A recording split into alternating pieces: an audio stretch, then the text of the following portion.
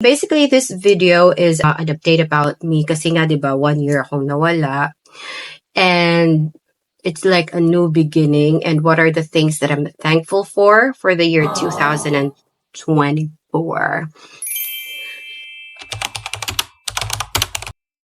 I was trying to start my 2025 na busy planning what are the things that I need to do, creating vision board and whatnot. However, December 31st, nagkasakit ako. I thought it was just like a simple flu, guys. It turns out, acute rhinitis siya. So, nagtataka kasi ako, 8 days na, tapos yung sipon ko, like unlimited talaga siya, guys. And first time ko lang yun experience. Nilalagnat ako paminsan-minsan, nahihilo ako. May hypertension daw ako, guys. Grabe. Tanda na ba ako? High blood, ganun. Hindi ako makapaniwala. But, unfortunately, we're getting old. I am old na. Right now, it's January 13 and it's 12:35 in the morning. I am actually working. I'm about to take my 1-hour lunch. Just a quick recap on my 2024. I am so thankful na I am still working from home. I'm working with the same company for 3 years already. Let me show you. Ay, ito pala yung ginawa kong cellphone stand. I'm so sorry. Wala akong tripod for now. And if you wanted to be part of our company, guys, just comment down below para ma-help ko kayo. Noong 2024, guys, I had a small skincare business. I was trying to expand it, but unfortunately, naging busy ako. Tapos, yung upline ko, nag-stop siya. So, maghanap na naman ako ng panibagong upline, diba? I am a reseller of the Brilliant Skin Essentials, Perfect Formula, Rex Skin. Dream ko talaga magkaroon ng small boutique, guys, na merong mga beauty products and all kasi doon tayo mahilig. I am still coping na sana magkaroon ulit ako nun. We also had our little canteen. Yung little canteen namin, guys, sa work ng aking partner. May tagaluto kami, guys, kasi sobrang dami kasi ng order. Sometimes it's 150 or 200 sandwiches. Ulam, ganon. That time, guys, it's so lakas talaga. Like, we're earning 6 digits a week. Right now, medyo humina siya nung pumasok in 2025. So, I don't know what would be our, next journey this year. Hopefully, continue siya, or let's see if ano yung business na pupursue namin this year.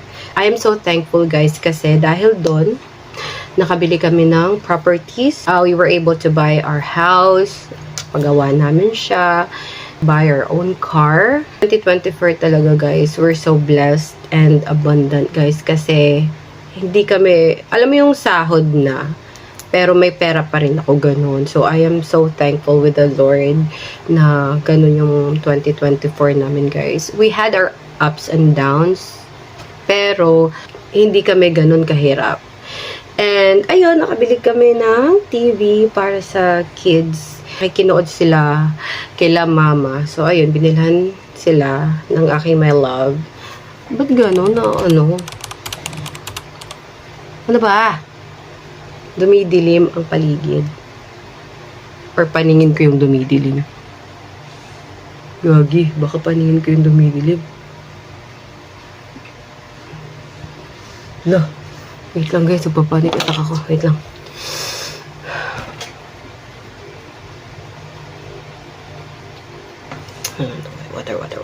Water.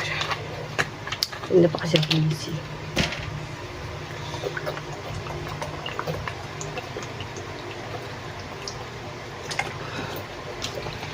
Hindi naman siguro. Tulong ka. Walang camera. Inatake ako ng panic attack lately. Ano ko ba? Okay.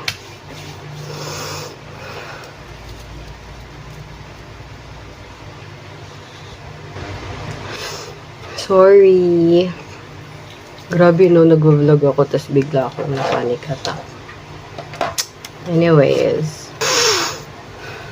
Diyan naman si Lord. So, lapit na lang ako, no? Kahit mataba ako tingnan. This is the first ever guys na nagkaroon kami ng Christmas tree. So talagang binonggahan ko talaga guys. Since September, nag-ipon na talaga ako para ma-celebrate namin yung Christmas, New Year. I was able to give Christmas presents to all my loved one guys. Kasi ang dami namin. So ako sa part ko with my siblings. Tapos yung siblings ko may anak din. Tapos, inaanak ng aking partner, inaanak ko, kapatid and parents ng aking partner.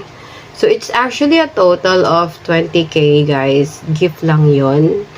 And, I am so thankful for that, guys, kasi hindi ko siya afford before. But right now, I was able to, diba? Sobrang dami. We were able to spend Christmas Day, guys, with my family. This is the first time after like 13 years na kompleto kaming magkakapatid. Kasi either ako yung wala, si Angela yung wala, si Winwin yung wala, or si Kuya yung wala. Hindi talaga kami makompleto, guys. Pero 2024, guys, kompleto talaga kami. And may vlog si Mama about it. Nanood kami nung Vice Ganda. And the breadwinner is pumunta kami sa 13. Fully booked hanggang gabi, guys. So, yung availability is for tomorrow. So, naghanap ako ng ibang sinihan. Fully booked din siya sa Imo, sa Bacoor, and sa Tansa. So, sa SM ha. So, I tried Robinsons. And, yung time na yun, guys, it's already 4 o'clock. Yung pag-check ko, yung 4 o'clock na, or 5:30 na schedule is already fully booked. Yung availability na lang, guys, is yung last full show, yung 8 o'clock. So, ginrab ko na yun. Sabi ko, okay lang kasi we can enjoy yung natitirang oras before yung 8 o'clock. Naglaro kami sa time zone.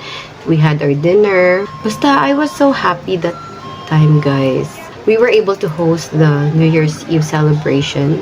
Even though I have a shift on that time, I am also sick. Yun na nga yung sinasabi ko na medyo may sakit ako. So, good thing na to the rescue yung aking sister. Siya yung nag-prepare and nagluto. We were able to spend it. Yung boss namin, sobrang bait.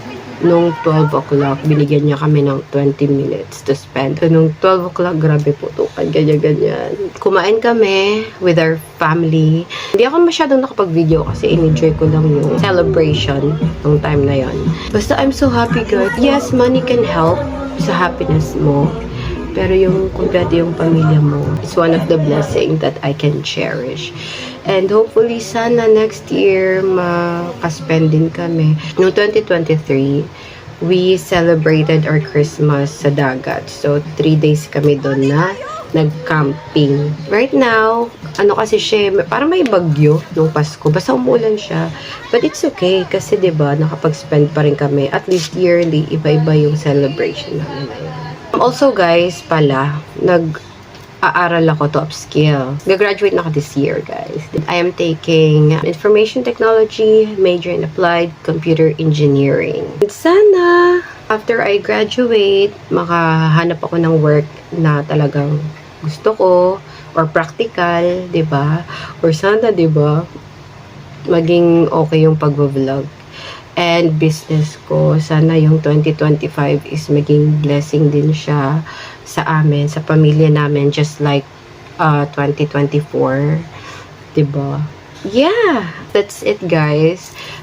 You will expect a lot of vlogs this year, kasi nga magsisipag na ako mag-vlog this year, guys. Kasi last year, parang busy nga ako kasi nga nag-aaral pa ako, tas may business. So right now, I am working, I am studying, and maybe mag-focus muna ako sa pag-vlog. Maybe the next vlog would be a vision board para ma-manifest natin, di ba? Thank you so much for watching, guys. I hope nag-enjoy kayo. Please don't forget to like, share, and subscribe to my channel. And I will try my best also, guys, to be active on my Facebook and TikTok, guys. Mag-upload na rin ako ng aking content doon. Thank you so much. Happy New Year. Bye.